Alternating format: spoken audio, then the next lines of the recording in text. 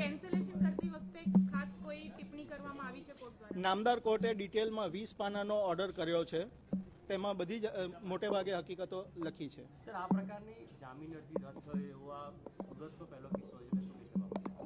એ બાબતે મારે બીજું કાંઈ કહેવું નથી. એટલું જ કહીશ કે નામદાર કોર્ટના આ હુકમથી, નામદાર કોર્ટનો આ ખૂબ જ ન્યાયિક હુકમ છે અને આ હુકમથી લોકોએ સમજવું જોઈએ કે કાયદાનું કામ કરે જ છે.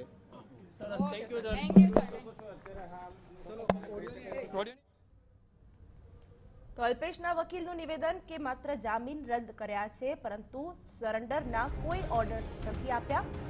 અમે હાઈકોર્ટમાં ચેલેન્જ કરીશું તેમ પણ અલ્પેશના વકીલે જણાવ્યું. સરેન્ડરનો ઓર્ડર નથી તેમ પણ અલ્પેશના વકીલે મીડિયાને કહ્યું. ત્યારે પોલીસની કામગીરી સામે પણ અલ્પેશના વકીલે સવાલ ઉઠાવ્યા. અલ્પેશ કથિરિયાને રાજદ્રોહના કેસમાં સુરત ડીસીબી પોલીસ દ્વારા અટક કરવામાં આવેલો.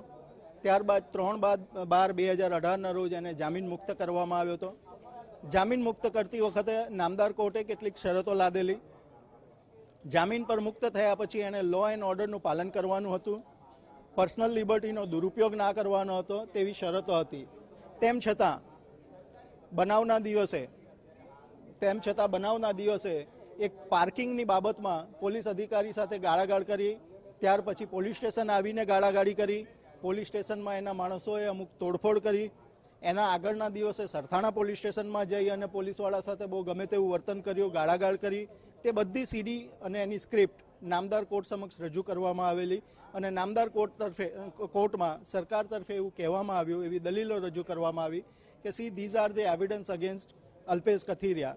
અને આ એવિડન્સ પોતે જ બોલે છે કે એ લો એન્ડ ઓર્ડરનું પાલન કરતો નથી. આ તમામ હકીકતો નામદાર કોર્ટે ધ્યાને લઈ એના જામીન રદ કર્યા છે. જામીન જે કેન્સલ કર્યા છે તો તેમાં તેની ધરપકડ થશે કે નહીં, કે કારણ કે એવું કોઈ ચુકાદો કઈ મતલબ કોઈ નોંધ કરવા પોલીસ એની અટક કરી શકશે.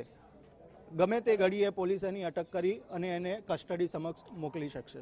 અને બીજા કોઈ ખાસ ધ્યાનમાં રાખે એવા મુદ્દા કોઈ નોટિસ આપવામાં આવ્યું કોઈ ખાસ કરીને?